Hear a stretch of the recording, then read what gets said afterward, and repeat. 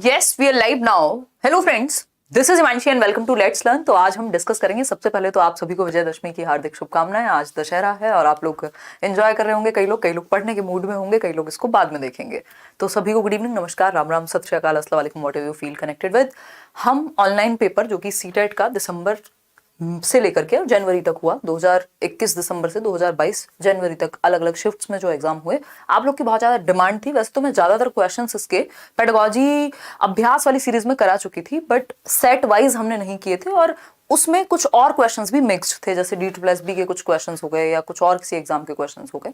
तो ये फटाफट से हम सारे सेट निपटा लेंगे। ये पेपर 1 है आपका 16 दिसंबर, यानी हम बिल्कुल डे वाइज चलेंगे। पहली शिफ्ट जो आपकी हुई पेपर 1 16 दिसंबर को जो हुआ, उसको हम यहाँ डिस्कस करेंगे। 30 क्वेश्चन CDP के एज यूजुअल, इनको हम कंप्लीट करेंगे। फिर हम आएंगे बाकी चीजों पे। एक बार आप लोग आ जाइए और ज्वाइन कर लीजिए, शेयर कर दीजिए उन लोगों तक जो लोग क्लास अटेंड करते हैं। आज उनको किसी वजह से नहीं पता लग पाया कि क्लास है, ठीक है ना। चलिए, बहुत बढ़िया, बहुत ही बढ़िया मूड से पढ़ेंगे। दशहरा है, दैट डजंट मीन कि आप नहीं पढ़ेंगे, है ना। आप पढ़ सकते हैं और जिनकी इच्छा नहीं हो वो नहीं भी पढ़ें। बट मेरी तो आज क्या कहें, छुट्टी में आज मैंने दिन में एक इंटरव्यू लिया है, D+B में सिलेक्टेड। कल या परसों में आपको वो इंटरव्यू मिल जाएगा। उसके अलावा और भी एक मीटिंग अटेंड की है। अब आपके साथ जुड़ी हुई हूँ, इससे पहले कुछ और काम कर रही थी। तो लाइफ है, जब मन करे, जब अच्छा लगे, काम करते रहिए, मतलब पढ़ते रहिए। अगर आप पढ़ रहे हैं तो उसके लिए कोई अलग से मुहूर्त नहीं निकलेगा कि आप किसी दिन पढ़ नहीं सकते, है ना। चलिए, खैर 16 दिसंबर, और बीच बीच में जब मौका लगे तो जी भी लीजिए, जिंदगी है, थोड़ा बहुत एंजॉय भी कर लीजिए। तो सीटेट ऑनलाइन पेपर डिस्कशन है, 16 दिसंबर की शिफ्ट है। लाइक शेयर सब्सक्राइब आप करते जाएंगे जैसे जैसे आते जाएंगे, क्योंकि सेशन आपको फॉर श्योर पसंद आना ही आना है और आपको हेल्प करेगा एग्जाम में, क्योंकि ऑनलाइन पेपर जो हुए हैं उसी के अनुसार वही क्वेश्चंस हैं। टेलीग्राम पे ही आपको पीडीएफ्स मिल जाएंगी। कई सारी पीडीएफ्स आपकी पेंडिंग इकट्ठी हो गई हैं, वो मैं बैठ के जैसे ही मुझे फुर्सत मिलेगी सांस लेने की, तो मैं आपके साथ डिस्कस कर दूंगी, मतलब शेयर कर दूंगी वो ऑनलाइन पीडीएफ्स। और जल्दी ही नोट्स भी आपको मिल जाएंगे, जो फ्री नोट्स आपको टेलीग्राम पे मिलने हैं। इसके अलावा अगर आप सीटेट की तैयारी कर रहे हैं और एनरोल होना चाह रहे हैं किसी भी बैच में और कंप्लीट टीचर्स के साथ पढ़ना चाह रहे हैं, तो करियर विल ऐप डाउनलोड करके इन बैचेस में एडमिशंस ओपन है, एक बार चेक कर लीजिएगा। हो सकता है दशहरा का कोई ऑफर हो, मेरी इस पे बात नहीं हुई है, बट ऐसी पॉसिबिलिटी है। तो ये एक बात हुई। पेडागोजी स्पेशल भी एक बैच आया हुआ है, सीटेट के पेपर 1 पेपर 2 पेपर 1+2 और पेडागोजी स्पेशल। अगर आप पेडागोजी देश भर में किसी भी एग्जाम के लिए तैयार कर रहे हैं तो आपका बेस से लेकर एडवांस तक यहाँ पे चीजें हो जाएंगी। खैर, तो आप इसमें एनरोल कर सकते हैं। करियर विल ऐप डाउनलोड करके आप ये सारी डिटेल्स वहाँ देख लीजिएगा, क्या सिलेबस है, कौन सी डेमो क्लासेस हैं और कैसे है क्या चीज़ें। अब आते हैं आपके सीधे सीधे क्वेश्चंस पे। 30 क्वेश्चंस करेंगे फटाफट से। जैसे आपने परसों मुझे चक्कर आ गए थे, इतने खतरनाक आंसर दिए थे, आज ऐसा मत कीजिएगा। पोल आपको मिलेगा साथ में। क्वेश्चन नंबर है 1, पहले ही बोल दे दिया, क्वेश्चन नंबर है 1। अच्छा कोई बात नहीं। क्वेश्चन नंबर है 1, विच of the following statement is correct about the process of development of an individual. अलग अलग सब्जेक्ट के भी हम प्रीवियस ईयर क्वेश्चंस करेंगे जल्दी ही, है ना। पेपर आपका दिसंबर में ही होगा। निम्नलिखित में से कौन सा कथन व्यक्ति के विकास की प्रक्रिया के बारे में सही है, यानी प्रोसेस ऑफ डेवलपमेंट के बारे में कौन सी एक बात राइट है, सही है, बताइए फटाफट से। 4 ऑप्शंस हैं और आपको एक चूज करना होगा यहाँ, ठीक। पहला ऑप्शन है, इट इज यूनिडायमेंशनल इन नेचर, यानी एक आयामी होता है। तो ये बात बिल्कुल गलत है कि डेवलपमेंट जो है वो मल्टी डायमेंशनल प्रोसेस है, बहुआयामी होता है। फिजिकल, कॉग्निटिव, सोशल, इमोशनल, 4 प्रकार के विकास के आपके 4 मुख्य प्रकार हैं। तो ये यूनिडायमेंशनल नहीं हो सकता। यूनि का मतलब होता है जैसे यूनिफॉर्म, यूनिवर्सल, मतलब सबके लिए एक जैसा, सार्वभौमिक टाइप, ठीक। तो ये यूनिडायमेंशनल यानी सिर्फ एक आयाम या एक टाइप नहीं है विकास का, तो ये गलत हो गया। It is influenced only by heredity, only लिख दिया तो गड़बड़ है ना। ओनली वाले ऑप्शंस थोड़े एक्सट्रीमिस्ट हो जाते हैं, तो ओनली नहीं हो सकता, हेरिडिटी एंड एनवायरमेंट बोथ से, यानी आनुवंशिकता और वातावरण दोनों से प्रभावित होता है। फिर आता है C option, there is cultural diversity in the process of development, यानी विकास की प्रक्रिया में सांस्कृतिक विभिन्नता पाई जाती है, यानी एक से दूसरी संस्कृति में अलग अलग लोग से, अलग अलग तरह से लोग विकसित होते हैं। यानी अगर आप श्रीलंका में हैं, अगर आप यूरोप में हैं, अगर आप भारत में हैं, अगर आप किसी और कंट्री में हैं, तो वहां के कल्चर का प्रभाव आपके विकास या आपके विकसित होने पर पड़ेगा फॉर श्योर, ठीक। और वाइगोस्की की तो थ्योरी भी यही कहती है कि भैया जो आपका डेवलपमेंट है वो क्या है, कल्चर और सोसाइटी दोनों से इन्फ्लुएंस्ड होगा, ठीक है। चलें आगे बढ़ें। डी ऑप्शन है development is only based on environmental factors. ऐसा नहीं है कि सिर्फ एनवायरमेंट या सिर्फ हेरिडिटी, तो C option is the right answer. बिल्कुल भी जल्दबाजी में आज से हम नहीं चलने वाले। क्वेश्चन नंबर 2 देखिएगा एक बार। क्वेश्चन नंबर 2 है, और आदत डालिए एटलीस्ट एक जगह पे बैठ के 30 क्वेश्चंस तो पढ़ के एनालाइज करके समझ के आप डिस्कस कर पाए। भूल गए हो लाइक शेयर करना। आज आप सुंदर लग रही हैं, धन्यवाद फरजाना।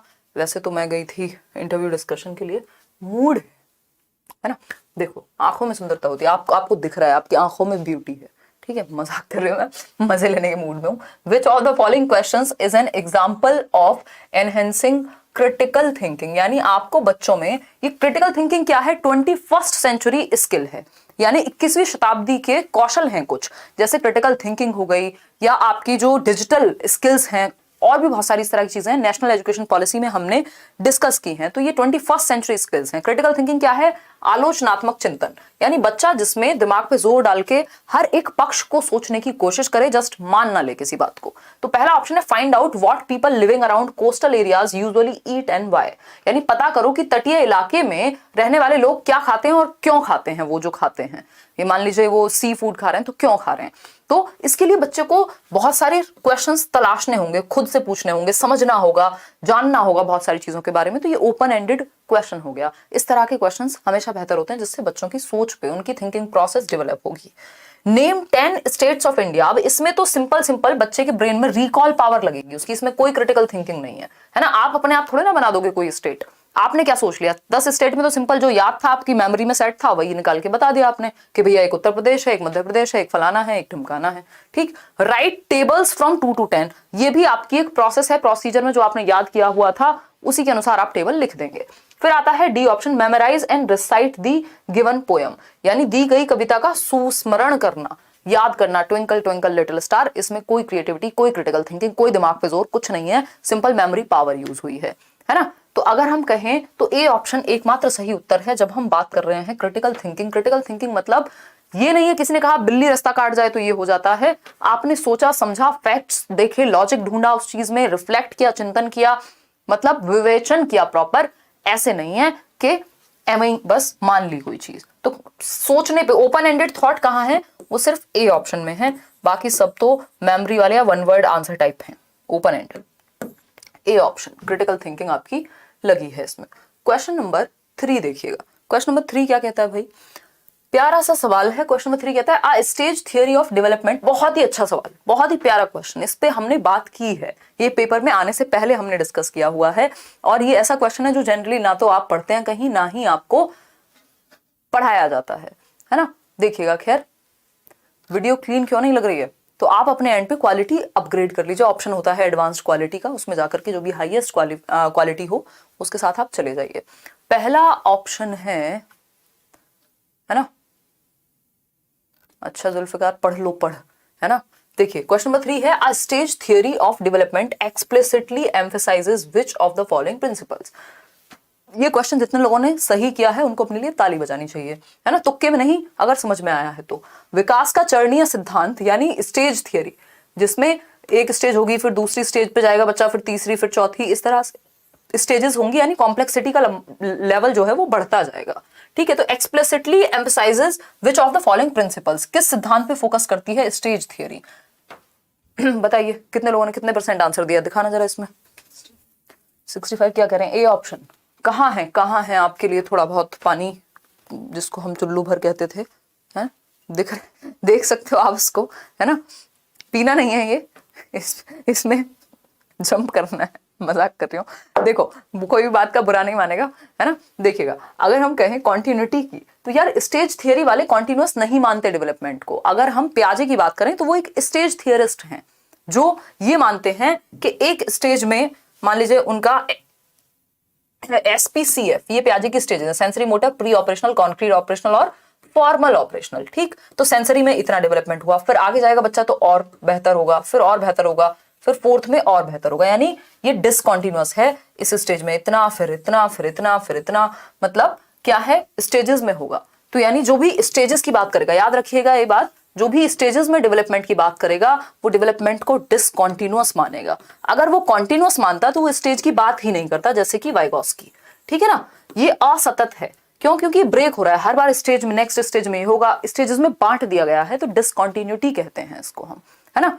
तो पियाजे जो है वो डिसकंटिन्यूअस मानेंगे डेवलपमेंट को, अगर इस तरह से समझने का प्रयास किया जाए तो, ठीक है ना। लेकिन अगर हम वाइगोस्की की बात करें तो ना तो उन्होंने कोई एज दी है किसी एक पर्टिकुलर कि भैया लॉजिक इस एज में आएगा या इस स्टेज में आएगा, उन्होंने कुछ नहीं कहा ऐसा, है ना तो एज ना तो स्टेज, उन्होंने कहा डेवलपमेंट क्या है, कॉन्टिन्यूअस है भैया, जैसा माहौल मिलेगा, जैसा समाज, जैसी संस्कृति, वैसा विकास, सतत विकास की बात कौन कर रहे हैं? वाइगोस्की कर रहे हैं।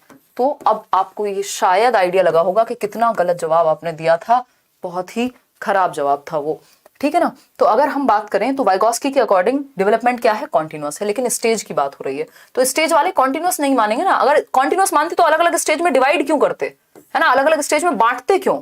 अगर निरंतर मानते तो, अनिरंतर मानते हैं तभी तो अलग अलग स्टेज में अलग अलग चीजों को डिवाइड किया हुआ है। विकास की अनिरंतरता का सिद्धांत, B option is the right answer. ताली बजा दीजिए अगर आपने ये क्वेश्चन सही किया था तो समझते हुए।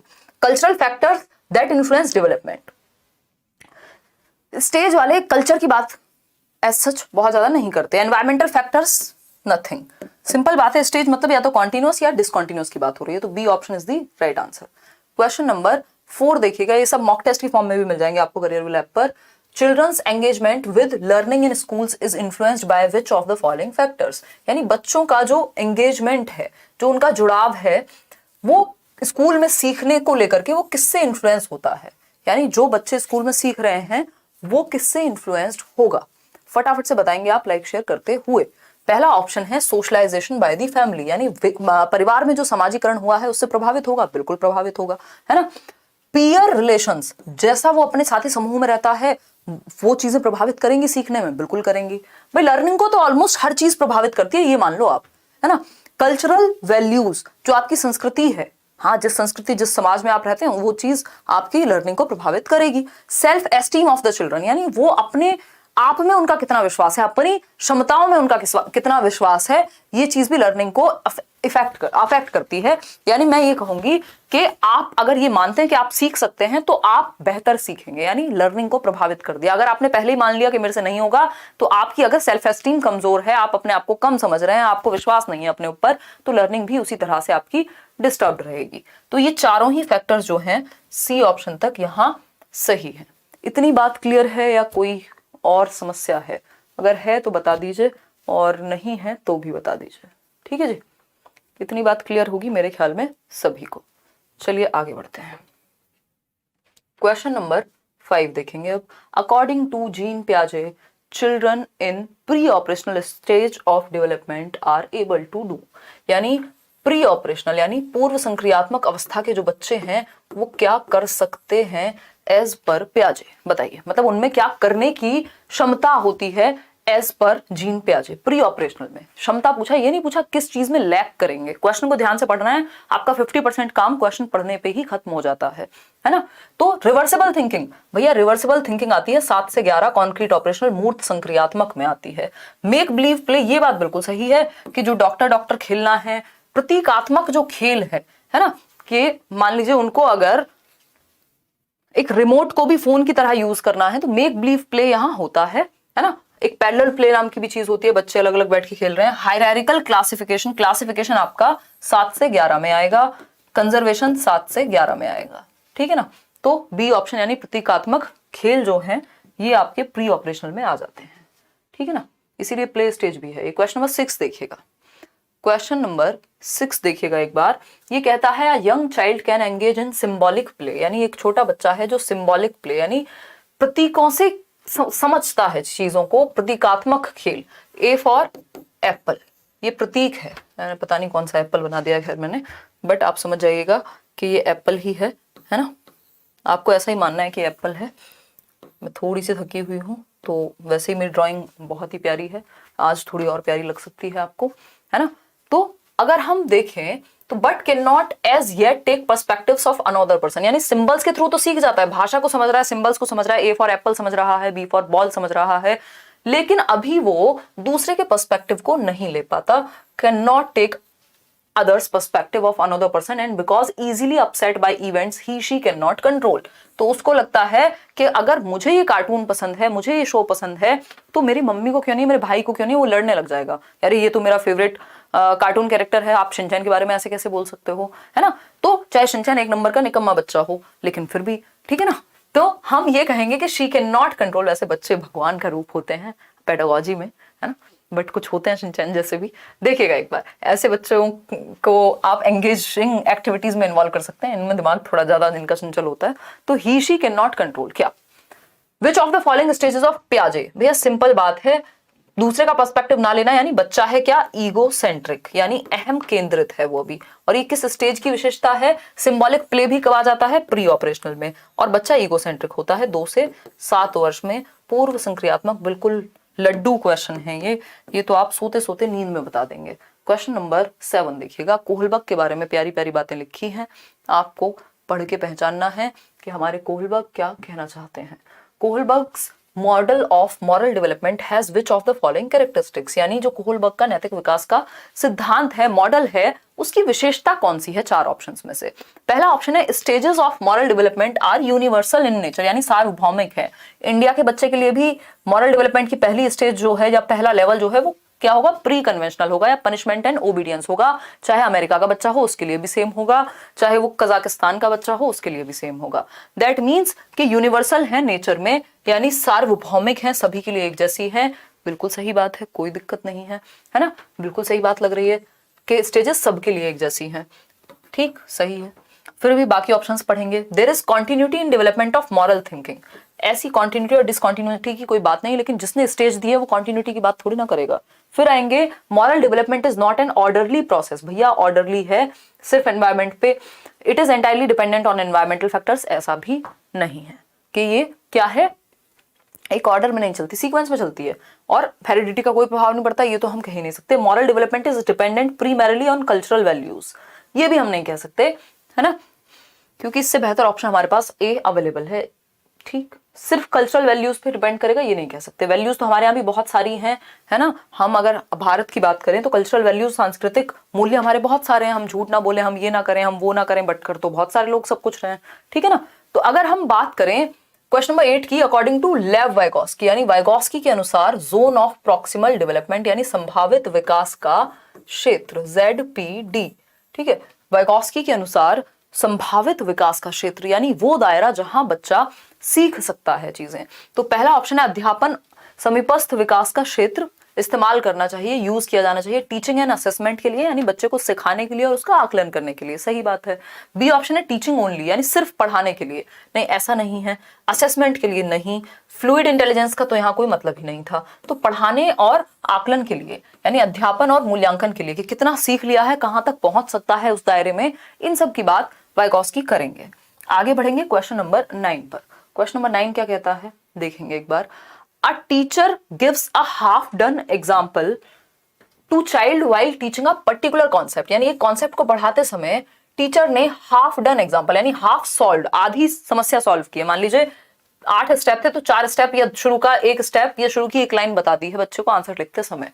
According to Lev Vygotsky's which of the following strategies is the teacher using, यानी मदद करना। कैसी मदद? पूरा नहीं सॉल्व किया है, हाफ सॉल्व किया है, यानी स्कैप फोल्डिंग होगा। टेम्परेरी हेल्प कहते हैं, जहां बच्चा अटके वहां उसको हेल्प देना। मचान या पाड़ कहलाता है। जब आप साइकिल चलाना सीखते थे, पीछे से कोई पकड़ता था और छोड़ देता था, सिर्फ तब तक पकड़ता था जब तक आप खुद नहीं चला ले रहे हैं, तो उसको हम क्या कहते हैं? उसको हम कहते हैं स्कैप फोल्डिंग। ठीक है जी, आगे बढ़ेंगे, नेक्स्ट क्वेश्चन पे जाएंगे।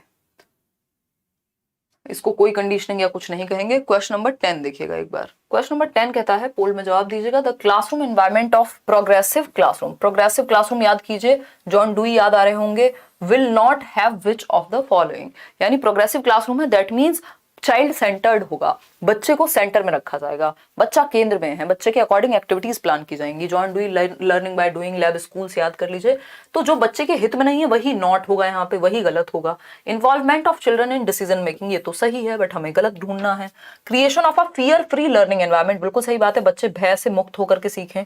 असेसिंग इंडिविजुअल डिफरेंसेस, हाँ बच्चे के भीतर जो क्या है, व्यक्तिगत विभिन्नताएं हैं, यानी अलग अलग बच्चों का इंटरेस्ट, एप्टीट्यूड, एटीट्यूड अलग अलग होगा, वो उस तरह से सीखेंगे। Maintaining external discipline bye the teacher, ये बात गलत है, और क्योंकि ये गलत है इसीलिए सही है क्योंकि पूछा ही गलत है ना। तो अध्यापक द्वारा बाह्य अनुशासन कायम करना, यानी एक्सटर्नली आप इम्पोज कर रहे हो, क्या कर रहे हो, इम्पोज कर रहे हो, थोप रहे हो बच्चे पे अनुशासन को, जबकि डिसिप्लिन कैसा होना चाहिए, एक्सटर्नल ना होकर के सेल्फ डिसिप्लिन, आपको बच्चे में आंतरिक या अंदर से आना चाहिए डिसिप्लिन, ठीक है ना।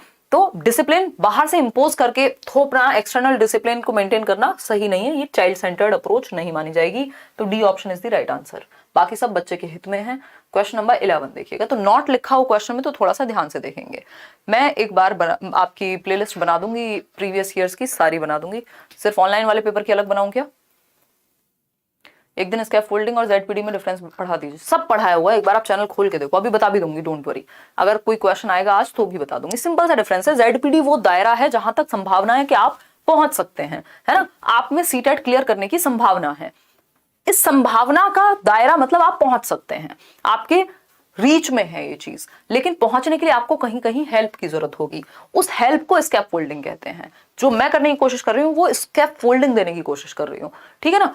क्वेश्चन नंबर 11 देखिएगा, it is important that the teacher does not segregate, ये जरूरी है, महत्वपूर्ण है कि जो टीचर है वो सेग्रीगेट ना करे, बच्चे को अलग थलग ना करे, अलग अलग फिक्स्ड ग्रुप्स में आईक्यू के आधार पर, कि भैया इन बच्चों का आईक्यू 120 है तो इन 4 बच्चों को अलग रखते हैं, इनका 100 है तो इनको अलग रखते हैं। तो आईक्यू के आधार पर सेग्रीगेट नहीं करना जरूरी है, इसका रीजन बताइए। It is inconvenient for teachers, teacher के लिए इनकन्वीनियंस है, टीचर के लिए यहाँ पे कोई इनकन्वीनियंस नहीं है, और टीचर की कन्वीनियंस की किसी को पड़ी भी नहीं है। अगर हम बात करें पूरे सिस्टम में, हमें बच्चे को सेंटर रखना है, बच्चे को सेंटर में रखना है, बच्चा सिस्टम के लिए नहीं है, सिस्टम बच्चे के लिए है, ठीक है ना। अगर हम बात करें हिंदी में नॉट नहीं भी था तो वो हो सकता है टाइपिंग मिस्टेक हो गई हो, वो वाला जो इससे पहले वाला क्वेश्चन था वो नॉट वाला ही था, क्योंकि बाकी के 3 ऑप्शंस पॉजिटिव हैं उसमें, तो आपको इंग्लिश में देख लेना है, ऐसा पेपर में भी होता है, हो सकता है पेपर में भी हुआ हो, है ना। मैं पानी पीती हूँ, इतने आप जवाब दीजिए।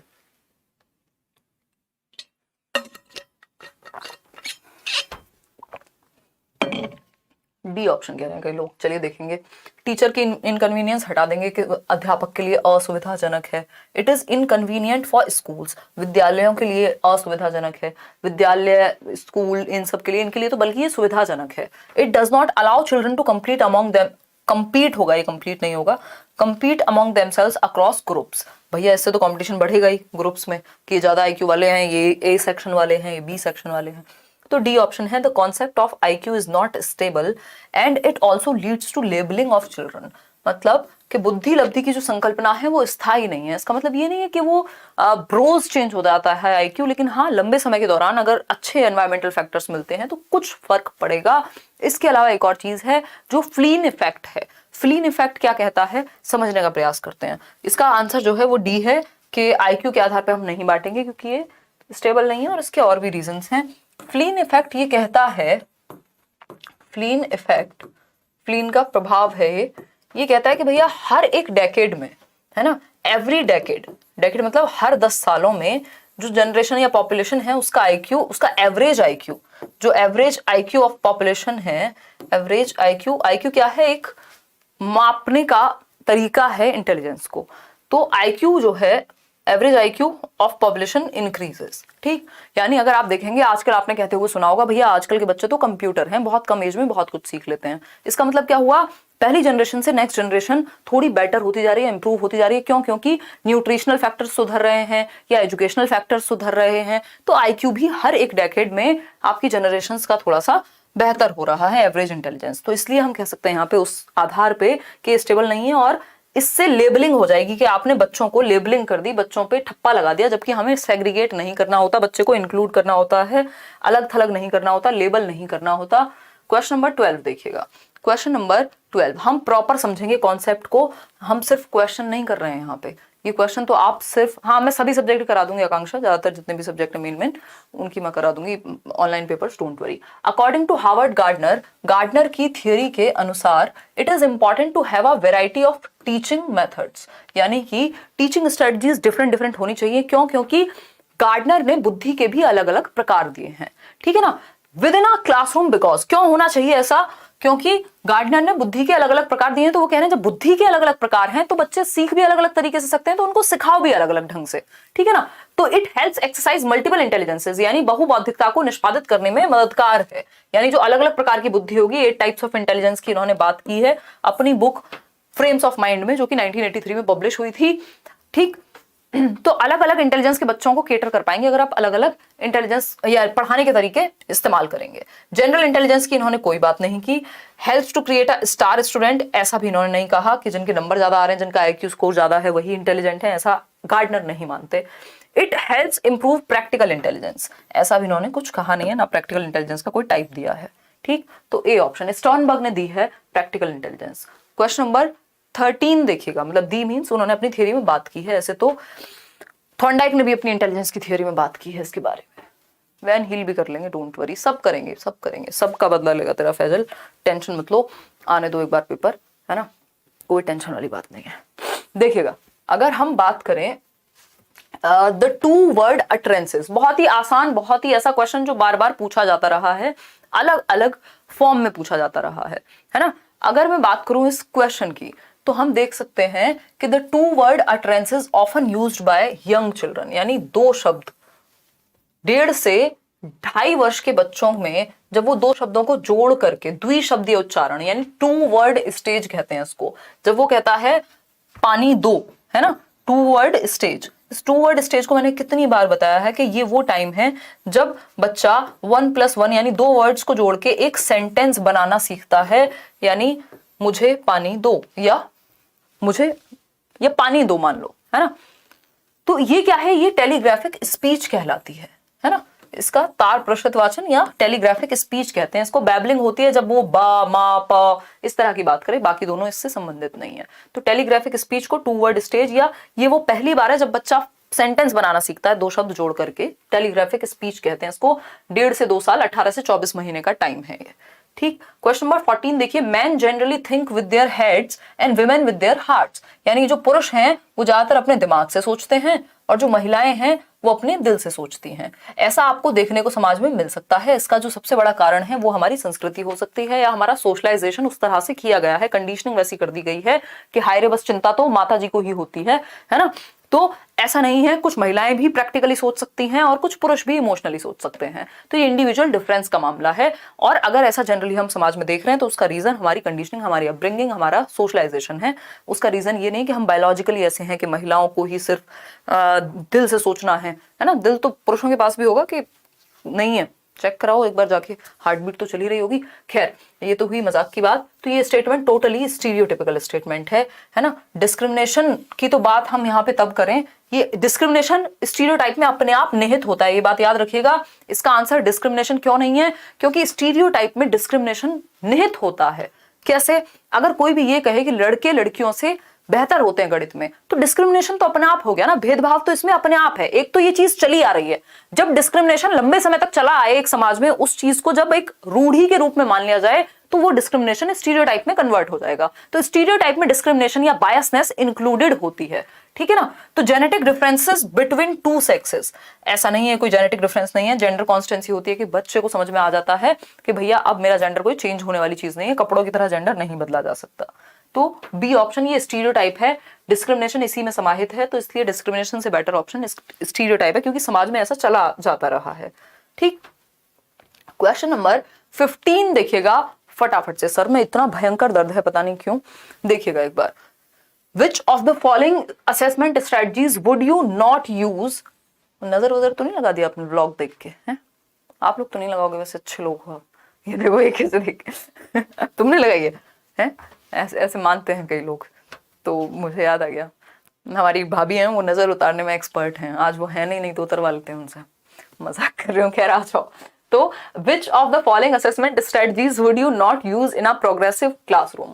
यानी प्रगति, हाँ अपनों की नजर नहीं लगती, अब मैं ये वाला डायलॉग मारूंगी। देखो एक बार, अगर हम बात करें प्रगतिशील कक्षा की, तो कौन सी मूल्यांकन विधि, यानी अगर आपको बच्चे को असेस करना है किसमें, प्रोग्रेसिव क्लासरूम में, जहां बच्चा सेंटर में है, जो चाइल्ड सेंटर्ड है, जो बाल केंद्रित है, जहां लर्निंग बाय डूइंग यानी एक्टिविटीज के थ्रू, एक्टिविटीज यानी क्रियाओं के थ्रू सीखना होता है।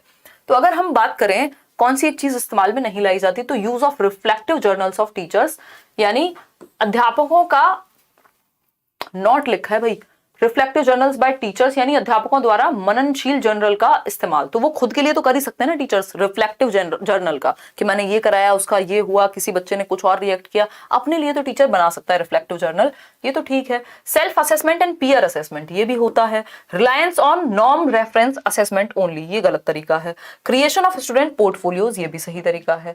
केवल मानक निर्देशित मूल्यांकन पर आश्रित रहना, कि आपने साल में एक बार बोर्ड के एग्जाम्स लिए और बस उसी को फाइनल मान लिया, तो इसमें चाइल्ड सेंटर्ड की जगह ही नहीं बची।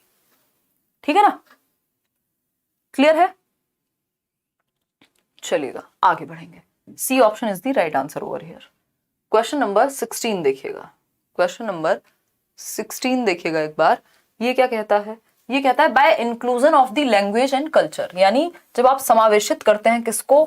भाषा को और संस्कृति को, of the disadvantaged and marginalised groups. Disadvantage यानी जो ग्रुप या कोई भी समूह जो किसी भी रूप में पीछे रह गया है, वो महिलाएं हो सकती हैं, वो कोई ट्राइबल कम्युनिटीज हो सकती हैं, या किसी भी आधार पर आर्थिक या सामाजिक रूप से जिनको वंचित रखा गया हो। ठीक है ना, बहुत बढ़िया। रूपा कह रही मैं भी उतार देती हूँ नजर, बहुत बढ़िया रूपा, थैंक यू सो मच। आपका शगुन हम बाद में देंगे। मार्जिनलाइज्ड ग्रुप्स और डिसएडवांटेज यानी किसी भी आधार पे हाशिए पे हैं जो भी ग्रुप्स, उनको हम इसमें काउंट करेंगे।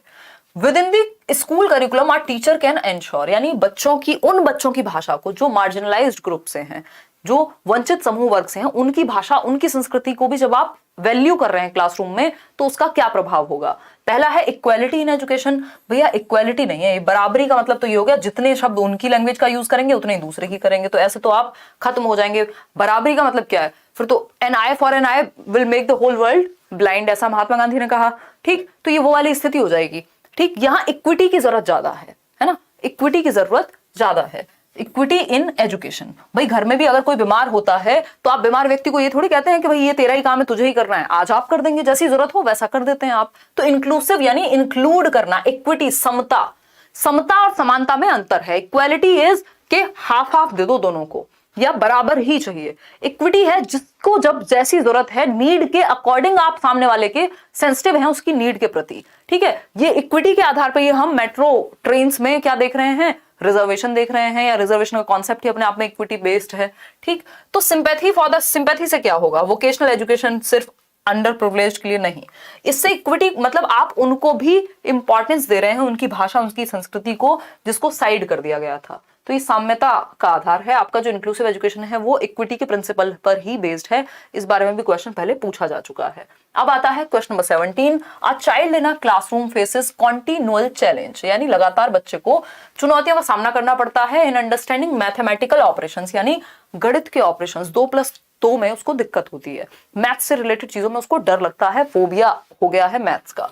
ठीक है, सामना करना पड़ता है। इसकी वजह क्या हो सकती है? भैया मैथ्स में दिक्कत, मैथ्स में दिक्कत क्या ऑटिज्म कहलाती है? जी नहीं, ऑटिज्म में तो बच्चा बार बार रेपिटेटिव बिहेवियर करता है ना, और भी ऐसे बहुत सारे बिहेवियर हैं, रेपिटेटिव एक्शंस करेगा। इसके अलावा जो उसका ब्रेन है वो ठीक ठाक होता है, और भी इसके कुछ कैरेक्टरिस्टिक्स हैं जो मैं अभी रिकॉल नहीं कर पा रही हूँ क्योंकि मेरे सर में बहुत ज्यादा दर्द है। आप बताएंगे कमेंट करके, बताओ जरा ऑटिस्टिक बच्चे के बारे में बताओ फटाफट। बैठी हो, बता नहीं रही हो? ऑटिस्टिक बच्चे के लक्षण बताओ। इमोशंस खत्म, रोबोट होता है? हाँ, उनमें इमोशंस नहीं होते। अच्छा, मतलब इमोशनली ठीक नहीं है। और बताओ बताओ बताओ। बेसिकली सोशली ठीक से बिहेव नहीं करते, स्टीरियोटाइपिकल बिहेवियर करते हैं। बताओ जरा, बताओ, आ जाओ बता दो। ये हमारे यहाँ स्पेशल एजुकेटर बैठे हैं, ये बताएंगे। हाँ, उनका बिहेवियर इश्यूज होता है, वो करते हैं अपना, इमोशंस का होता है। ठीक है, उनको इतना फर्क नहीं पड़ता है। ठीक है, और हाँ ठीक है। हाँ, ज्यादा सोशल नहीं हो पाते, सोशली मतलब गैदरिंग में या इंटरेक्शन में उनको दिक्कत होती है, और अगर आसपास सराउंडिंग में कुछ भी चेंज होता है तो भी वो कंफर्टेबल महसूस नहीं करते। और अगर हम बात करें तो बार बार सेम चीज रिपीट करते हैं, चाहे वो बोलने में हो चाहे वो एक्टिविटीज में हो। स्टीरियोटिपिकल बिहेवियर उसको कहते हैं। ठीक है, डिस्कैलकुलिया यानी गणित। तुम सो गई थी, यहाँ बैठ के सोने आती हो तुम? पोल लगाते लगाते सो जाती हो? गणितीय वैफल्य कहते हैं उसको, डिस्कैलकुलिया। मतलब हम ये कहेंगे मैथ्स की जो दिक्कत है वो ऑटिज्म में नहीं है, वो कैलकुलेशन की दिक्कत है अगर, तो इसको हम डिस्कैलकुलिया कहेंगे। ठीक है ना, कोई दिक्कत, कोई परेशानी, कोई दर्द हो तो बता दीजिए। ओहो हो, बहुत बढ़िया। हाँ, खुद में खोया रहता है, कह सकते हो, हाँ कह सकते हो। अगर हम बात करें डिस्ग्राफिया की, तो ग्राफिया है राइटिंग, ग्राफिया क्या है, राइटिंग, ठीक। डिसलेक्सिया है रीडिंग, डिसलेक्सिया है रीडिंग से रिलेटेड प्रॉब्लम, ठीक। ऑटिज्म के आपको कई लक्षण हमने बता ही दिए। B option is the right answer. Question number 18, question number 18 देखिएगा, देखिएगा जवाब दीजिएगा इससे पहले कि हम पानी पिए। आज लाइव देखना, क्या कह रहे हो,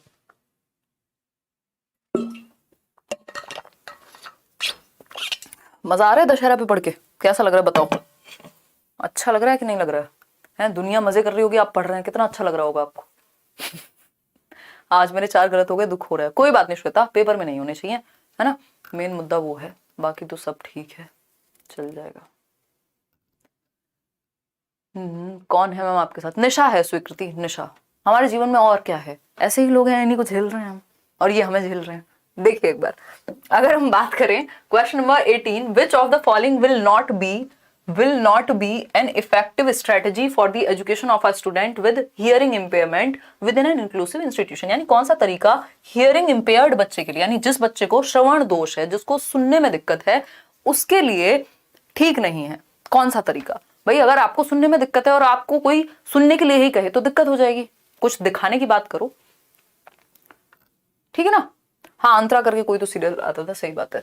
देखिएगा, use of subtitles which while screening videos और मूवीज, ये तो बात सही है भाई, जिस बच्चे को सुनने में दिक्कत है तो उसको सुन के ठीक से समझ नहीं आएगी मूवी, तो अगर वो सबटाइटल लिखे होंगे तो वो पढ़ लेगा वहां पे, अच्छी बात है। Use of expressive body movements and gestures in teaching, अगर मैं एक बड़े की बात कर रही हूँ तो बड़ा जब मैं ऐसे जेस्चर्स में दिखाऊंगी तो जिस बच्चे को सुना नहीं भी होगा तब भी उसको समझ में आ जाएगा एटलीस्ट, तो जेस्चर्स जरूरी है, एक्सप्रेशन जरूरी है।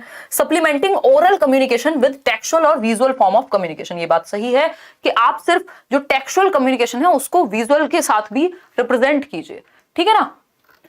अब जो ये डी ऑप्शन है बिल्कुल सही कह रहे हैं आप लोग, reliance on verbalization as primary mode of communication, संप्रेषण हेतु मुख्यतः मौखिक माध्यम पर ही आश्रित रहना, ये कहते हैं कि जब ये आपकी समझदारी नहीं है, मतलब जिस बच्चे को सुनने में दिक्कत है उस पे आप रिलायंस किस पे है, आपका पूरा जोर किस पे है, आप किस पे निर्भर है, वर्बलाइजेशन पे। मतलब आपकी क्लास में कोई तरीका नहीं है, ना कोई पिक्चर दिखाई जाती है, ना कोई टेक्सचुअल फॉर्मेट है, ना कुछ है, बस आप कह रहे हैं सुन के ही सीखना है, हम तो लिखवाएंगे भी नहीं आज से, तुमको बस सुनाएंगे ही, और जिसको सुनने में दिक्कत है उसको अगर सुनाओगे ही तो ये तो बेवकूफी हो जाएगी, आप बच्चे के साथ गलत कर रहे हैं। तो ये डी ऑप्शन है, और यही है कि गलत कौन सा है, वो है डी, और यही सही है क्योंकि पूछा ही गलत था, ठीक। तो D option is the right answer. अब आपको 3 ऑप्शन से ये भी सीखना था कि क्या क्या आप कर सकते हैं, क्या आप सबटाइटल दे सकते हैं, आप टेक्सचुअल मटेरियल का, विजुअल प्रिंटेड मटेरियल का यूज कर सकते हैं, है ना। तो आपने ये भी सीखा साथ में कि ये आप कर सकते हैं, और ये भी सीखा कि क्या आपको नहीं करना है। तो एक क्वेश्चन को रटना नहीं है, समझना है, ठीक है ना। उदय सर की क्लास लगवाएंगे कृष्णमूर्ति, उदय सर बहुत दिनों से मुझे ही नहीं मिले हैं, पता नहीं कहाँ हैं वो आजकल, है ना, शादी की तैयारियों में बिजी होंगे। देखिएगा एक बार, मजा आ रहा है ना, बस हाँ मजा आना चाहिए, देखो सीखने में मजा जरूरी है। आपकी इंग्लिश की क्लास चलाएंगे। देखिएगा, अगर हम बात करें seating arrangements done on the basis of gender, caste and class, किसके बारे में बात हो रही है, deep seated teacher prejudices about disadvantaged groups, यानी आपके अंदर एज अ टीचर बिल्कुल गहरी बैठी हुई चीजें हैं, क्या है आपके अंदर, प्रेजुडिसेस हैं, यानी पूर्वाग्रह है, स्टीरियोटाइप्स हैं आपके दिमाग में, can often be revealed through an analysis of which of the following classroom, यानी अगर एक टीचर जो है वो डिसएडवांटेज्ड ग्रुप के प्रति बायस है, पूर्वाग्रह रखता है, तो किस चीज से पता लगेगा, उसके किस व्यवहार से। Seating arrangements done on the basis of gender, यानी अगर उसकी क्लास में बच्चों को जेंडर के बेसिस पे लड़कियों को अलग बिठाया गया है, कास्ट के बेसिस पे अलग ग्रुप बनवा दिया है, क्लास यानी कौन अमीर घर से है, कौन गरीब है, कौन मिडिल क्लास है, स्टेटा के बेसिस पे अगर अलग से बनवाया गया है, इसका मतलब बहुत ही खराब शिक्षक है, यानी उसके अंदर कूट कूट के भरा हुआ है पूर्वाग्रह, यानी स्टीरियोटाइप, यानी प्रेजुडिस। वो पानी लेने भी उन बच्चों को भेजेंगे जो ऊंची जाति के होंगे, है ना। तो इससे पता चलेगा कि कैसे दिमाग में प्रेजुडिसेस भरे हुए हैं, और हमें एज अ टीचर, वैसे तो एज अ ह्यूमन बीइंग भी हमें ये कोशिश करनी चाहिए कि प्रेजुडिसेस ना रख पाए जाति और किसी भी आधार पे, बट अगर आप पर्सनल लेवल पे रखते भी हैं तो कृपया बच्चों के साथ ये ना करें, स्कूल में जाकर के, है ना। देखिए B option, encouragement of mastery oriented motivational style by the teacher. ये तो अच्छी बात है, मास्टरी ओरिएंटेड बनाएं आप, रीजनेबल एकोमोडेशंस करें उन बच्चों के लिए जहां दिक्कत है उनको, एग्जामिन रेजिस्ट एंड चैलेंज, जहां उनको दिक्कत हो रही है उस तरफ आप उनको लेकर के जाएं, ठीक है ना।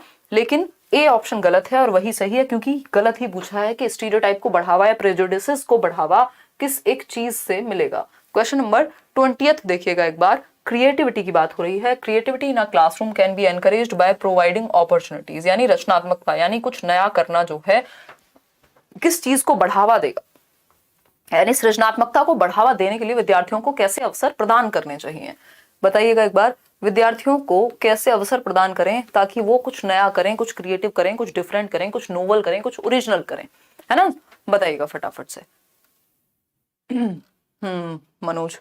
मनोज ब्लॉग नहीं देखते हो तभी नहीं पता आपको। देखिएगा एक बार, अगर हम बात करें तो क्रिएटिविटी के लिए ज्वाइन स्पेशल अचीवमेंट सेक्शंस, यानी उपलब्धि वर्ग में। नहीं, जरूरी नहीं जिनके नंबर ज्यादा आ रहे हैं वो क्रिएटिव हैं, तो वहां ले जाके भी क्या फायदा होगा। Encouraging original discovery and thinking, ये बात बिल्कुल सही है कि मौलिक विचार, कुछ नए, कुछ डिफरेंट, जिसमें कुछ डिफरेंट हो, क्रिएटिविटी, डाइवर्जेंट थिंकिंग लगे, ये सही है। फिर आता है C option, developing good test taking skills. नहीं, लर्निंग कन्वर्जेंट तो उल्टा होता है, कन्वर्जेंट तो इंटेलिजेंस से जुड़ी हुई है, convergent thinking as per J P Guilford, और डाइवर्जेंट थिंकिंग है क्रिएटिविटी से जुड़ी हुई। अब सारी सोच की जरूरत पड़ती है क्रिएटिविटी में, ना कि अभिसारी की। तो डी तो बिल्कुल ही गलत हो जाएगा, तो B option is the right answer. आगे बढ़ेंगे, 9 क्वेश्चन और हैं आपके, 9 क्वेश्चंस। अच्छा लग रहा होगा आपको, थोड़ा सा दिमाग पे जोर पड़ रहा होगा, अब क्वेश्चंस थोड़े अच्छे तरीके से पूछे जाने लगे हैं। कॉग्निटिव एंगेजमेंट ऑफ चिल्ड्रन, यानी संज्ञानात्मक सहभागिता बच्चों की with in a constructive classroom, ऐसा क्लासरूम जहां पे बच्चे एक्टिवली सीख रहे हो, कैन बी फैसिलिटेटेड बाय। किस चीज से हम बच्चों को कंस्ट्रक्टिव यानी एक्टिव बना सकते हैं सीखने में, उनका संज्ञानात्मक पक्ष मजबूत हो जिससे, ठीक है ना। ये कौन व्यक्ति है जो हमें इतनी रात को मेल कर रहा है पढ़ने की जगह, I am new student for joining your class. कौन है? दीपक यार टी। हम इनको मेल बाद में करेंगे क्योंकि अभी हम क्लास ले लें जरा। देखिएगा, अगर हम बात करें बी ऑप्शन की कह रहे हैं ज्यादातर लोग, तो कॉग्निटिव एंगेजमेंट यानी संरचनात्मक कक्षा में बच्चों की संज्ञानात्मक सहभागिता, यानी बच्चे अपने दिमाग से, अपनी थिंकिंग, अपनी रीजनिंग, अपनी इमेजिनेशन, अपनी मेमोरी, अपना परसेप्शन, अपनी डिसीजन मेकिंग, अपने लॉजिक के साथ अगर समझें तो उसके लिए क्या जरूरी है, बच्चों की अब बात करना आपस में बिल्कुल सही है, डिस्कशन से संज्ञानात्मक विकास अच्छा होगा। इमोशंस भी जरूरी हैं एक व्यक्ति के, एक टीचर के भी। पॉजिटिव इंटरपर्सनल रिलेशनशिप्स, हाँ बच्चों में अच्छे सकारात्मक रिश्ते होने चाहिए। एक्सटर्नली इम्पोज्ड डिसिप्लिन बिल्कुल भी सही नहीं है कि बाहर से आपने इम्पोज कर दिया डिसिप्लिन तो वो खुल के बात ही नहीं कर पाएंगे। सेल्फ डिसिप्लिन की बात होनी चाहिए। कंस्ट्रक्टिविस्ट क्लासरूम में थोड़ा बहुत शोर नॉर्मल है, थोड़ी बहुत बातचीत की एक्टिविटी होना नॉर्मल है। तो first, second, third, C option is the right answer. D को हटा देंगे क्योंकि वो नेगेटिव है। आगे बढ़ेंगे क्वेश्चन नंबर 22 पे। देखिएगा 22वां सवाल आपके सामने क्या कहता है, the failure of children is often the failure of schools, यानी When a child fails, the system fails। मतलब जब बच्चा फेल होता है तो सिस्टम फेल होता है, यानी बच्चों की असफलता अक्सर विद्यालय की असफलता है ना।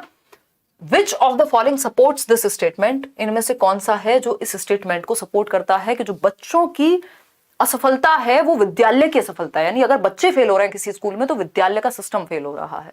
इसका मतलब क्या हुआ भाई, आप बताएंगे। 4 ऑप्शंस में सेलेक्ट करें, परेशान मत हो, उदय सर की क्लास जल्दी ही कराएंगे, आज बात कर लेंगे उनसे, है ना।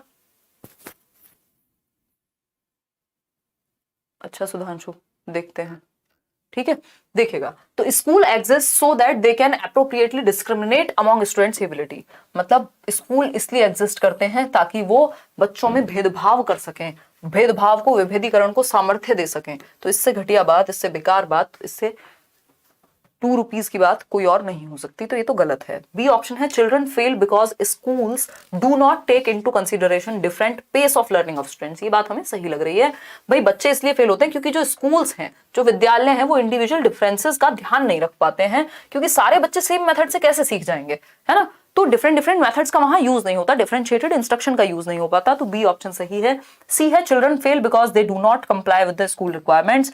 भैया बच्चों को विद्यालय की जरूरतों के अनुसार नहीं ढलना, विद्यालय को बच्चों की जरूरतें देखनी है।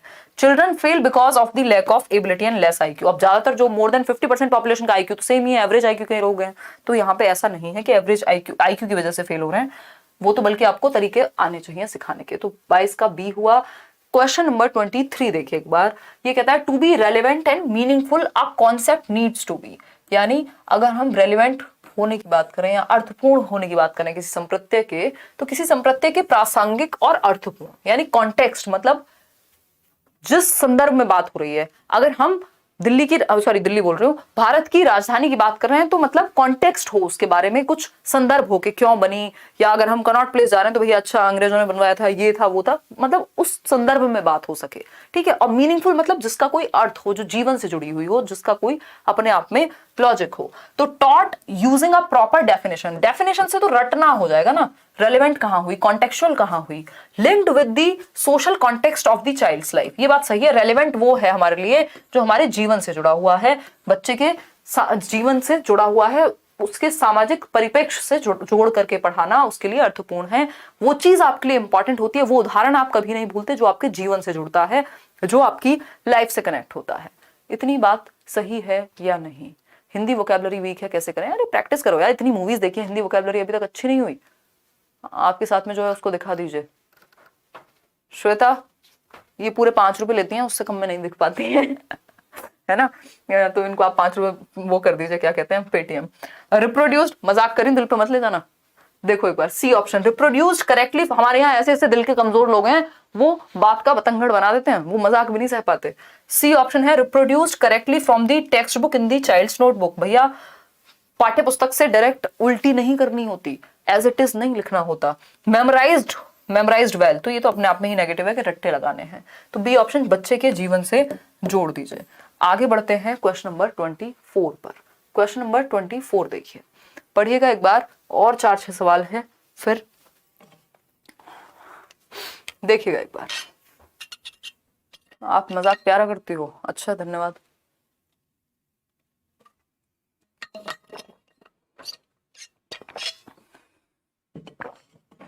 देखिएगा ये कह रही हैं व्लॉग देख लें इनका, अभी व्लॉग दिया था ना, मतलब दिया नहीं था, व्लॉग अपलोड हुआ था दूसरे चैनल पे, उसमें इनकी शक्ल दिखी है।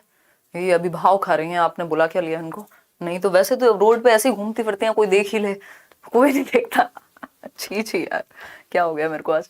खैर कोई बात नहीं, मेरी नींद की कमी है और एक्सरसाइज ज्यादा कर लिया मैंने, और दिन भर से काम कर रही हूँ दशहरे पे, और मेरे भाई बहन घूमने गए हैं ट्रिप पे, शिमला और पता नहीं कहाँ कहाँ, मुझे भी नहीं पता।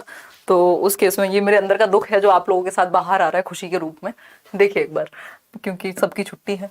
द फियर ऑफ फेलियर यानी असफलता का भय, needs to be discouraged in children within a classroom because, यानी असफलता के भय को दूर करना क्यों जरूरी है। यानी अगर आप में असफलता का भय ही रहेगा तो आप ठीक से पढ़ेंगे भी नहीं, आप ठीक से तैयारी भी नहीं करेंगे, है ना। तो अगर हम बात करें असफलता के भय की, देखिएगा सारे सब्जेक्ट्स के ऑनलाइन शिफ्ट के क्वेश्चन सेट्स करा दो आप। You are my soulmate, love you so much ma'am, आपसे मिलना है ma'am, love you so much, big fan. Thank you Ayushi, आपने गिफ्ट बहुत प्यारा भेजा था, मेरे आंसू आ गए ये सुन करके, काश कहीं और से भी यही सुना होता, बट ठीक है कोई बात नहीं, आप लोग ही कह दें, अच्छा लगा चलते हैं आगे बढ़ते हैं, ये रिएक्शन नहीं देने बता रही हूँ तो थैंक यू आयुषी, और बिल्कुल यार आप लोग सच में बहुत प्यारे लोग हैं। आते हैं इधर क्वेश्चन पे। द फियर ऑफ फेलियर यानी असफलता के भय की जब हम बात कर रहे हैं तो उसको बच्चों से दूर भगाना जरूरी है। अगर आप पहले ये मान लेंगे कि आप नहीं कर पाएंगे तो कहां से आप कोशिश करेंगे, आप कोशिश ही नहीं करेंगे, या आपके मन में डर इतना बड़ा हो गया कि आपकी कोशिश से बड़ा डर हो गया तो आप कोशिश ही नहीं करेंगे, है ना। तो अगर हम बात करें तो पहला ऑप्शन है children's fears can not be handled within a classroom by a teacher, यानी बच्चों के डर को संभाला नहीं जा सकता क्लासरूम में टीचर के द्वारा, ऐसा थोड़ा ही है ना। School can not take responsibility for emotional lifes of children, ये कोई बात है, बच्चे इमोशन लेस होकर के आए स्कूल में जब आए तो, है ना, उनमें कोई इमोशन ना बचे, रोबोट्स बना दें हम उनको। टीचिंग इसीलिए वैसा प्रोफेशन नहीं है कि आप जहां ओवर प्रोफेशनल हो जाएं, है ना, ओवर नहीं हो सकते, आपको बच्चे से जुड़ना पड़ेगा। फिर आते हैं सी ऑप्शन पे, failure and errors are a natural part of children's learning, ये बात सही है बट उतनी सही नहीं है, हो सकता है इससे बेहतर हो। Children who experiences fear are developmental failures, हम ऐसा थोड़ी कहेंगे भैया डर लगना तो, जेबी वॉटसन कह रहे हैं, आपसे 2018 में क्वेश्चन भी पूछा गया था, अगर किसी को याद हो तो याद कर लीजिए। वॉटसन क्या कह रहे हैं, हमारे अंदर 3 इमोशंस हैं जो बाय बर्थ होते हैं, क्या है, 3 इमोशंस हैं, 3 इमोशंस बाय बर्थ, जन्म से होते हैं हमारे अंदर 3 emotions, as per John Broadus Watson, ठीक है, जेबी वॉटसन, ये वही है फादर ऑफ बिहेवियरिज्म यानी व्यवहारवाद का जनक कहते हैं इनको, ठीक है। ये क्या कह रहे हैं, 3 इमोशंस हैं, फॉल के नाम से आपको याद रखना है, फियर, एंगर और लव, FAL,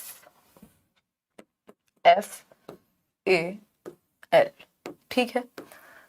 फियर यानी भय हमारे अंदर जन्म से है। बच्चों को आप ऊपर उछालते हैं, आपको दिखता है कि उसके अंदर भय की भावना आती है, बाद में वो उसको एंजॉय करने लगता है। एंगर यानी क्रोध, ठीक। इरिटेट होना, ठीक।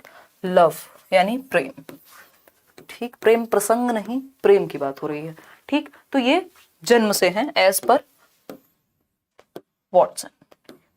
लिटिल एल्बर्ट पर जिन्होंने एक्सपेरिमेंट किया था वही वॉटसन है, ठीक। तो हम ये नहीं कह सकते कि बच्चे में इमोशंस नहीं होंगे, वो इमोशन लेस होगा और इमोशंस का होना फेलियर है एंड ऑल, ऐसा नहीं है, ठीक है ना। कोई दिक्कत, कोई परेशानी, अलग ही मूड में लग रही हो आप।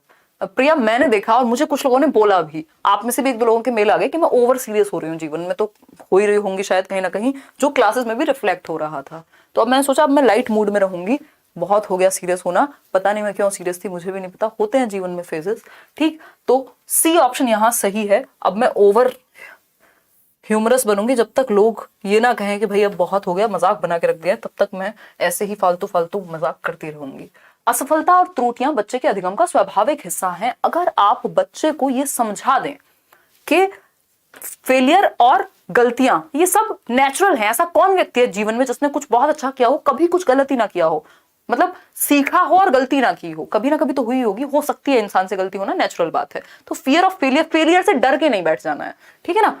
कोशिश करनी है अच्छा करने की, बट फेलियर आएगा तो उसको भी एक्सेप्ट करेंगे। तो ये जब बच्चों को आप समझा देंगे या खुद को भी समझा देंगे तो ये आप पे हावी नहीं होगा फियर ऑफ फेलियर, है ना। और बट होंगे कुछ लोग आप में से जिनको शर्मा जी के बेटे ने क्या कहा, फलाने ने क्या कहा, कौन कैसी नजर से देख रहा था, हर चीज से फर्क पड़ता है। तो अब ऐसे लोगों का जीना तो वैसे भी दुश्वार हो ही जाएगा।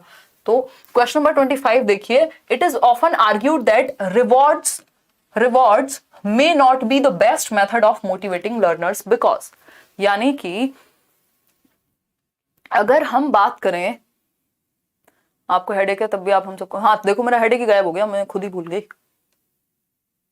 बहुत बढ़िया नूर,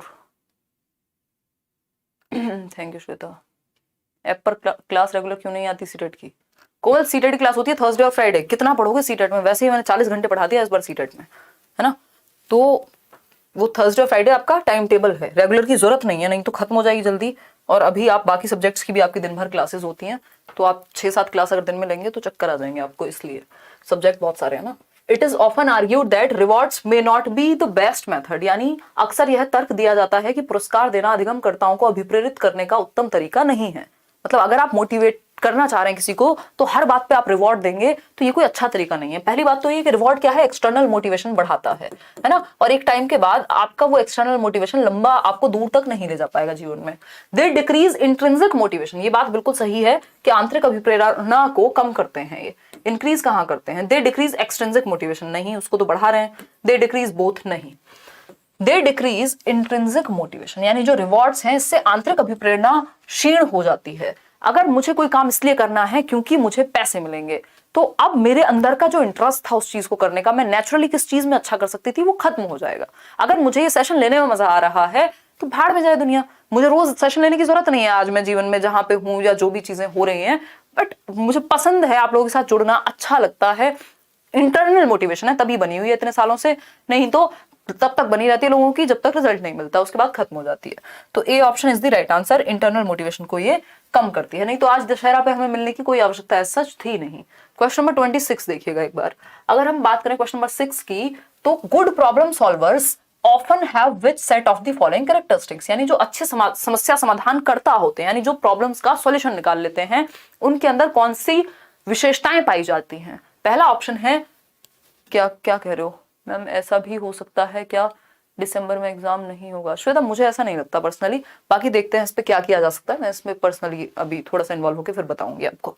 देखिएगा एक बार क्वेश्चन नंबर 26 देखिएगा, ये क्या कहता है, creativity lack of response set divergent thinking, यानी अच्छे जो प्रॉब्लम सॉल्वर्स हैं वो रचनात्मक होते हैं, कुछ नए ढंग से प्रॉब्लम को सॉल्व करेंगे। लैक ऑफ रिस्पॉन्स सेट, यानी एक सेट पहले से सेट नहीं कर रखा कि कोई भी प्रॉब्लम आएगी बस इसी तरीके से हमें एक्ट करना आता है, दूसरा तरीका हम अपनाएंगे ही नहीं, फ्लेक्सिबल हैं वो, इसका मतलब ये हुआ। और डाइवर्जेंट थिंकर होते हैं, यानी डिफरेंट दिशाओं में सोच पाते हैं, जो कि सही है। फिर आता है B option, functional fixedness creativity. Functional fixedness तो प्रॉब्लम सॉल्विंग में दिक्कत देती है। फंक्शनल फिक्सनेस क्या है भैया, दुनिया में कोई समस्या हो और आपके घर में मम्मी कहें क्योंकि तुम फोन यूज करते हो इसलिए तुम्हारे सर में दर्द है, इसलिए तुम्हारे पेट में दर्द है, इसलिए तुम फेल हो रहे हो, दुनिया का कोई भी रीजन हो और वो फोन पे ले आए, या कोई भी प्रॉब्लम हो सेम तरीके से सॉल्व करने की कोशिश करें, इसको फंक्शनल फिक्सनेस कहते हैं। तो ये तो गलत हो गया। कन्वर्जेंट थिंकिंग भी गलत है, क्रिएटिविटी ठीक था। Lack of response set convergent thinking और क्रिएटिविटी। अच्छा, कन्वर्जेंट थिंकिंग से कौन सी प्रॉब्लम सॉल्व हुई है आज तक? ठीक। Divergent thinking functional fixedness positive नहीं होती। तो ए ऑप्शन ही है एकमात्र सही उत्तर कि अच्छे प्रॉब्लम सॉल्वर्स वो हैं जो नए नए तरीके से क्रिएटिवली प्रॉब्लम को सॉल्व करते हैं। रिस्पॉन्स सेट यानी उनमें लैक ऑफ रिस्पॉन्स सेट है, यानी वो पहले से एक रिस्पॉन्स सेट करके नहीं बैठेंगे, कोई भी प्रॉब्लम आएगी हमें तो ना ही कहना है, अरे सुन तो लो सामने वाले की, है ना। अगर हम बात करें नेक्स्ट तो वो है डाइवर्जेंट थिंकिंग यानी अपसारी चिंतन, जो कि सी ऑप्शन है, मतलब थर्ड है इसमें। तो अपसारी भी अच्छा होता है क्योंकि अलग अलग दिशाओं में सोचेगा बच्चा। 3 क्वेश्चन और बचे हैं आपके, फटाफट से देख लीजिए। टीचर्स बिलीव्स अबाउट सक्सेस यानी जो शिक्षक के विश्वास हैं, जो उनका मानना है सफलता को लेकर के या फेलियर को लेके, बच्चों के सफलता या फेलियर को लेकर के, often influence learning and motivation, वो बच्चों के अधिगम को और उनकी अभिप्रेरणा को प्रभावित करता है। बिल्कुल सही बात है। Specially from the disadvantaged groups, वो बच्चे जो किसी भी रूप में वंचित समूह वर्ग से आते हैं, जिन्होंने या तो वो फर्स्ट जनरेशन लर्नर हैं, घर में किसी को पढ़ते हुए नहीं देखा, कमजोर वर्ग से हैं, किसी ऐसे समाज या संस्कृति मतलब ऐसे वर्ग से हैं समाज के जिसको पिछड़ा माना गया है, कोई भी हो सकता है, ठीक है ना। तो अगर उस केस में हम देखें तो ऐसे बच्चों के प्रति आपका जो एटीट्यूड है या आपकी जो एक्सपेक्टेशन है कि आप फेलियर को और सक्सेस को कैसे देखते हैं एज अ टीचर, वो बहुत ज्यादा प्रभावित करेगा बच्चे की सोच को कि मेरे टीचर ने तो मुझे ये सिखाया है, मैंने ये सीखा है, तो उसकी लर्निंग और मोटिवेशन को प्रभावित करेगा फॉर श्योर। इस बारे में कौन सी एक बात करेक्ट है? Teacher expectancy influences children's learning significantly, यानी शिक्षक की जो अपेक्षाएं होती हैं वो बच्चों को बेहद प्रभावित करती हैं। बिल्कुल सही बात है कि आपको अगर अच्छी उम्मीद है बच्चे से तो वो मेहनत करेगा, है ना, आप उसको ज्यादा मोटिवेटेड फील करा पाएंगे। बी ऑप्शन है teachers need to control student autonomy with the, नहीं, कंट्रोल नहीं करना, बच्चों की स्वतंत्रता को कंट्रोल नहीं करना, फ्रीडम देनी है। Teacher should encourage children to perform better than others, ऐसा नहीं है कि टीचर को एनकरेज करना चाहिए कि दूसरों से अच्छा करो, भैया खुद से बेहतर करो, कल जैसे थे आज बेहतर बनो उससे। फिर है D option, teacher need to train such students in strategies to avoid failure and at any cost, कि बस फेलियर से बचना है चाहे कुछ हो जाए, तो ऐसी सक्सेस किसी काम की नहीं है, फिर आप चतुर रामलिंगम बनेंगे 3 इडियट वाले। तो A option is the right answer कि भैया टीचर की जो एक्सपेक्टेशंस हैं वो प्रभावित करती हैं बच्चों के सीखने को। क्वेश्चन नंबर 28 देखिएगा।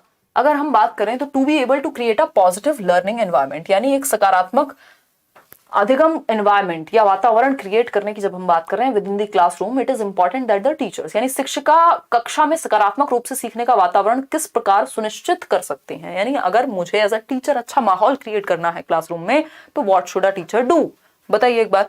पहला ऑप्शन है वो है follow the fixed time table.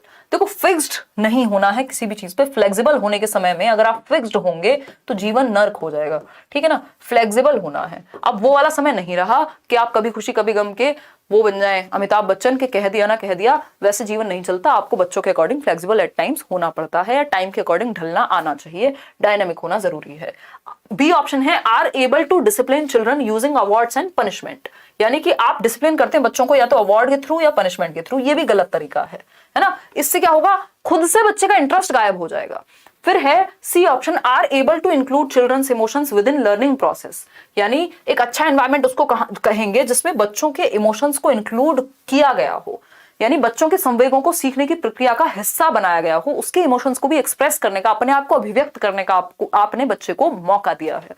फिर है D option are able to discriminate between abilities, discriminate नहीं करना।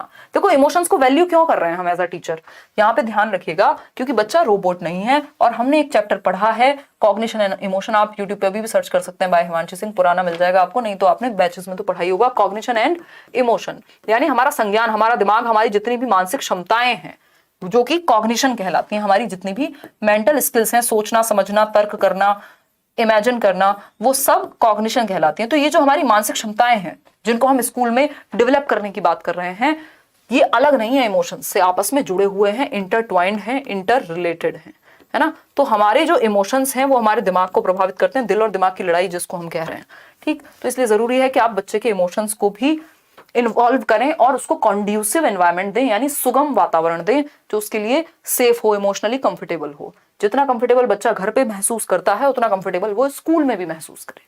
ठीक है, क्लियर है बात? चलिए आगे बढ़ते हैं।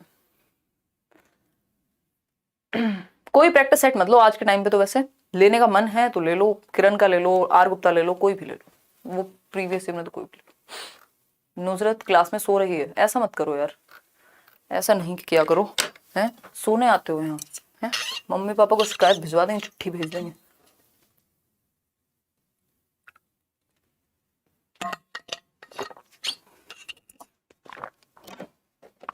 देखिएगा, अगर हम बात करें 29th क्वेश्चन की, तो देखते हैं, should a teacher be considered as authority figure within the classroom who can not be challenged. यानी एक टीचर को, एक शिक्षक को कक्षा में एक सत्ताधारी व्यक्ति के रूप में देखा जाना चाहिए जिसे कोई चुनौती नहीं दे सकता। कह दिया ना, बस कह दिया, टीचर ने कहा है ना। बच्चे बचपन में तो ऐसे होता है कि वो अपने पिताजी से लड़ जाएंगे आकर के, बच्चे, अगर वो छोटी बच्ची है या बच्चा है, कि मेरी टीचर ने यही बताया। चाहे जब अगर दिल्ली किसी और देश का हिस्सा है तो बच्चे के अकॉर्डिंग दिल्ली फिर किसी और देश का हिस्सा हो जाएगी, या फिर अगर दिल्ली राजधानी नहीं है तो वो नहीं है, कोई और है फिर उसके अकॉर्डिंग। तो क्योंकि टीचर ने जो कह दिया वही मान लिया, है ना।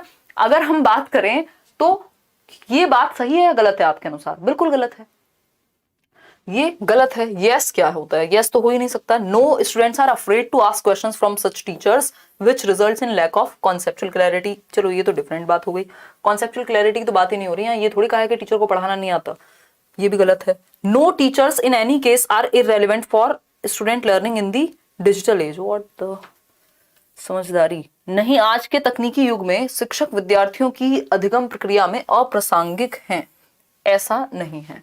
ठीक, तो फिर इन सब में तो एक ही बात बनती है, पहले फिर से पढ़ लेते हैं। Should a teacher be considered as authority figure within the classroom who can not be challenged. ऐसा नहीं होना चाहिए। अगर आपको लगता है कि आपकी बात सही है तो आप टीचर के सामने रख पाए, इतनी स्थिति होनी चाहिए। तो यस, ये क्या है? नो, क्योंकि ये बात सही नहीं है, अथॉरिटी फिगर नहीं होना चाहिए। Students are afraid to ask questions from such teachers which results in lack of conceptual clarity. हाँ, मैंने इसको गलत पढ़ लिया था। इसका मतलब ये था कि विद्यार्थियों को ऐसे शिक्षकों से प्रश्न पूछने में झिझक महसूस होगी, और अगर झिझक महसूस होगी तो उनकी कॉन्सेप्चुअल क्लैरिटी नहीं बन पाएगी। ये मैंने टीचर के बारे में पढ़ लिया था ऐसा कि टीचर को कॉन्सेप्चुअल क्लैरिटी नहीं है, बट यहाँ पे सिंपल लिखा हुआ है कि बच्चे जिन टीचर से वो डरेंगे, वो अथॉरिटी फिगर्स हैं, डांट लगा देंगे, सबके सामने बेइज्जत कर देंगे, तो वो उनसे फिर क्वेश्चंस नहीं पूछेंगे, और बच्चे क्वेश्चन नहीं पूछेंगे तो उनके कॉन्सेप्ट्स क्लियर नहीं हो पाएंगे। समझ पा रहे हो ना बात को? तो C option is the right answer over here, कि ऐसा नहीं होना चाहिए, ये सही तरीका नहीं है। आज के लिए आखिरी सवाल, फिर आप सो सकते हैं, गा सकते हैं, नहा सकते हैं, जो आपका मन करे। क्वेश्चन नंबर 30 देखिएगा। Should wrong answers of students be corrected by the teachers during class discussions. यानी कक्षा में परिचर्चा के दौरान क्या एक शिक्षिका को विद्यार्थियों के गलत उत्तर सही करने चाहिए? मतलब डिस्कशन चल रहा है, मान लो एक बच्चे ने कुछ बताया, दूसरे ने कुछ बताया, तीसरे ने कुछ और बताया। अब आप क्या करें, जैसे बच्चा कुछ बता रहा है और आपको गलत लग रहा है, आपने कहा अरे रुको रुको, कैसी बातें कर रहे हो यार, तुमको तो कुछ पता ही नहीं है। अब इससे क्या होगा? ऐसे डिस्कशन हो पाएगा? नहीं हो पाएगा। भाई, आप किसी को अगर क्रिटिसाइज भी करते हैं तो पहले उसकी बात सुनते तो हैं कि नहीं, या उसको बीच में ही रोक देंगे, है ना। पहले आप बच्चे की बात को सुनने देंगे, उसका एक्सप्रेसिव होना जरूरी है, उसका खुद को अभिव्यक्त कर पाना बहुत जरूरी है, ठीक है ना। तो ए ऑप्शन है yes, children's errors should be immediately rectified. नहीं, ऐसा नहीं है, इस केस में नहीं। आप बाद में भी उस पर डिस्कशन कर सकते हैं, तुरंत मत रोकिए बच्चे को, नहीं तो वो अगली बार अपनी बात कहने से झिझकेगा, वो अपनी बात कहने से हेजिटेंट हो जाएगा, नहीं कहेगा अपनी बात। बी ऑप्शन है no, children should be encourage to express themselves without fear of being incorrect. बिल्कुल भाई, बच्चे को अपनी बात कहने देने की आजादी होनी चाहिए, बेशक वो गलत ही क्यों ना बोल रहा हो, एटलीस्ट वो बोल तो दे। उसको गलत होने का डर बचपन से नहीं बिठाना है, पहले उसको कहने दो अपनी बात, फिर बाद में उस पर डिस्कशन हो सकता है। नहीं तो बहुत सारे बच्चे पार्टिसिपेट करना छोड़ देंगे गलती के डर से, ठीक है ना। Wrong answers are always a reflection of lack of conceptual clarity. ऐसा नहीं है। Children come to school to gain correct information. ऐसा भी नहीं है कि आपको दिमाग में इन्फॉर्मेशन भरनी है, दिमाग में इन्फॉर्मेशन भरनी नहीं है, सही इन्फॉर्मेशन या सही नॉलेज तक कंस्ट्रक्ट कराना है बच्चे को। तो B option was the right answer. यही थी आज की कहानी। आउट ऑफ 30 कितने ठीक हुए वो आप बताएंगे। अगर आप सीटेड बैच में एनरोल होने में इंटरेस्टेड हैं तो वो आप करियर लैब डाउनलोड करके एनरोल हो सकते हैं। इसके अलावा आप पेडागोजी डिटेल में पढ़ने के इच्छुक हैं डेली, तो वो आप पेडागोजी स्पेशल बैच में भी एनरोल कर सकते हैं। लाइव प्लस वीओडी, यानी इसमें सारी रिकॉर्डेड क्लासेस 100 के अराउंड आपको मिल जाएंगी, और लाइव जो चल रही हैं वो तो चलेंगी ही, तो जिसका भी एग्जाम जल्दी होगा उनके लिए बैच हेल्पफुल होगा। आउट ऑफ 30 और आउट ऑफ 30 कितना ठीक हुआ ये आप बताइएगा कमेंट करके। आज का सेशन कैसा लगा, ये ऑनलाइन क्वेश्चंस कैसे लगे वो बताइएगा। ये टेलीग्राम पे मैं ये पीडीएफ शेयर करूंगी, मैं सोच रही हूँ आज ये वाली तो कर ही दूं, और ये आप इन क्वेश्चंस को करियरविल ऐप पे जाकर के फ्री मॉक टेस्ट के रूप में भी अटेम्प्ट कर पाएंगे। धीरे धीरे वहां पे सारे मॉक टेस्ट डल जाएंगे, तो वो आप जितने अभी हैं उतने तो आप अटेम्प्ट करके देख ही लीजिएगा। होपफुली आपको आज दशहरा पे पढ़ने में मजा आया होगा। ईश्वर आपके अंदर की बुराइयों को आपको दिखाए, वो विदित हो आपको, और आप उनको सही कर पाए, खत्म कर पाए। यही मेरी आपके लिए विश है दशहरा पे, है ना, या विजयदशमी पर। ठीक है, बहुत अच्छा लगा ma'am, thank you so much. MD Shadab और सीमा क्या कह रही हैं? Thank you so much ma'am for lovely sessions. बहुत बढ़िया, मेरी किसी भी बात को दिल पे ना लगाएं, लगाएं तो लगा लीजिए, बाकी हंसी मजाक हम लोग करते रहेंगे। ज़्यादा सीरियस होकर पढ़ने से या जीने से दोनों से कोई फायदा नहीं है। तो ठीक है इतनी सी बात, या नहीं है ठीक, बताइएगा एक बार। चलिए, कोई और समस्या हो तो बताइए। बहुत खराब स्कोर है आज, 17 आउट ऑफ 30। कोई बात नहीं, ये अपने आप इंप्रूव हो जाएगा। डेली प्रैक्टिस करनी नहीं छोड़नी, है ना, डेली प्रैक्टिस करनी नहीं छोड़नी, ठीक है ना।